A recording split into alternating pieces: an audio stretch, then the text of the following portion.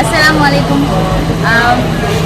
जैसे कि पता है आप लोगों को कि कुछ ज़रूरी पार्टी के काम से कुछ राष्ट्रीय लेवल की हमारी बॉडी की मीटिंग होने की वजह से आज मुझे चेन्नई आना पड़ा। लेकिन मैं आपको बता दूं कि मैं चेन्नई में हूँ, लेकिन काम मुमरा में नहीं रुकना चाहिए।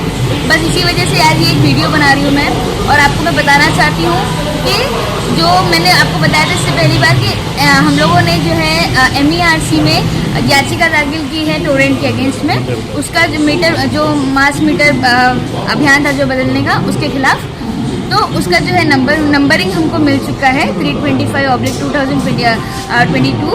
और आपको मैं बता दूं कि अगर मैं यहाँ हूँ या हमारी टीम अभी फिर कुछ लोग हमारे साथ यहाँ पर है, तो काम मुमरा में नहीं रुकना चाहिए। आज जो है वो मुमरा वालों की बारी है कि अपने लिए अपना स्टैंड खुद ले।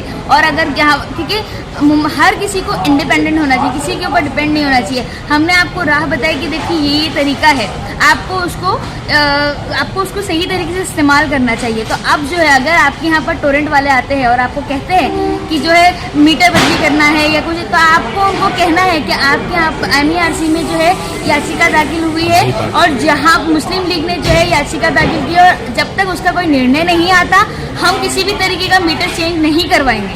ये मुमरा वालों की जिम्मेदारी है। अपने घर की जिम्मेदारी आपको खुद लेना है आज, और आपको बोलना है, और अपने खुद के लिए, अपनी फैमिली के लिए, अपने लोगों के लिए लड़ना है।